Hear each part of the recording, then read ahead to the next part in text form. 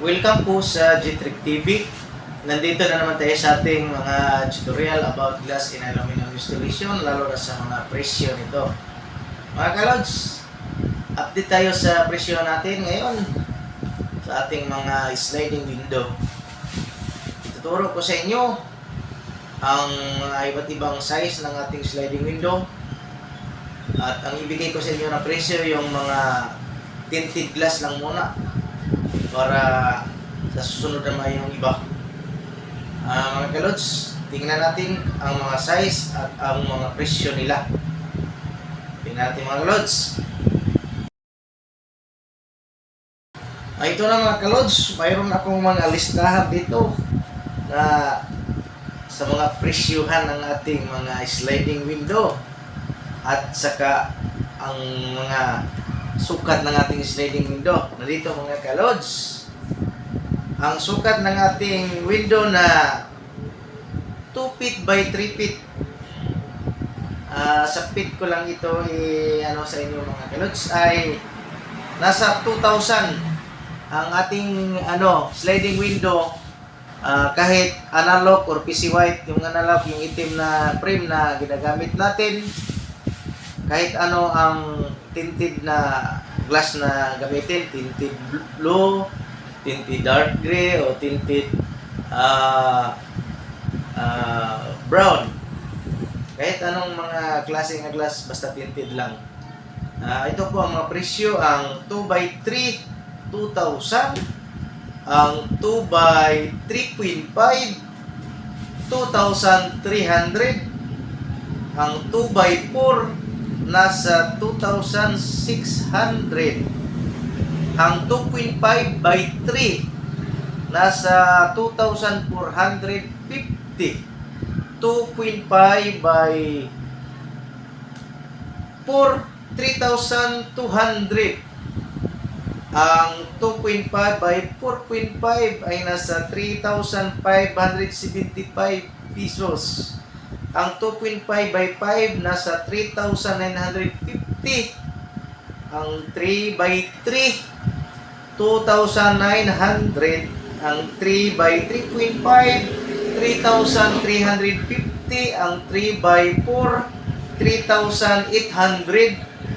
Ang 3 by 4.5, 4,250.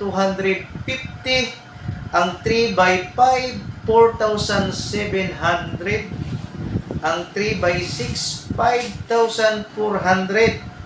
Ang 3.5 by 3.5 ay nasa 3,875.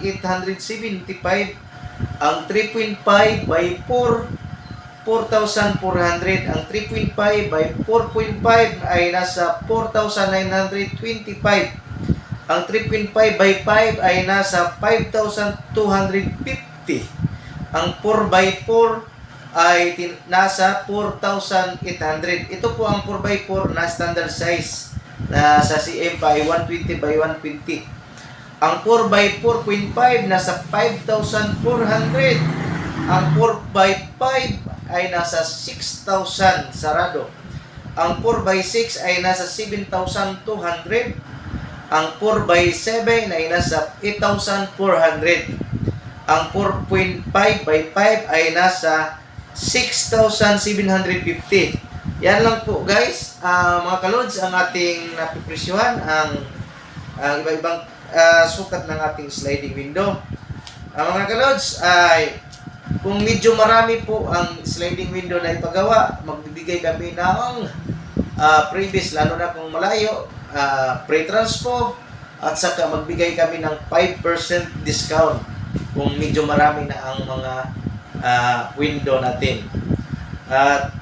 At palagi ko yung sa natin, sa ating video, palagi ko yung sinasabi niya. Yung presyo natin, iba-iba kasi yung mga presyo natin. Depende yan sa ating shop, depende sa ating mga supply. Kung medyo may kamahalan ng supply at nag-adjust rin tayo ng presyo. Kung magmura, adjust rin tayo ng presyo. Hindi pare-pareha ang mga presyo. Itong mga presyo ko, mga kalods, ay dito lang po sa ating office to, at saka depende po yan sa ipagawa ng ating customer. May mga previous po tayo. Ang mga gamit po natin ay mga heavy duty, stainless na po ang mga screw, heavy duty na center lock, big center lock with cap, at saka bunny roller, blue bunny roller with bearing na po ang ating mga accessories sa sliding window. At mga kalods, maraming salamat at sana'y nagbigay po natin ng idea sa inyo para sa mga nagbabalak ng magpagawa ng sliding window. At kung mayroon kayong mga katanungan dyan, pwede kayong mag-comment lang sa ating comment section. At kung baguhan ka pa sa ating channel, pwedeng pakisuyo na pakiclick ng bell button para ma-update ko kayo sa iba naman nating mga tutorial about glass in aluminum installation, lalo na sa ating mga presyo.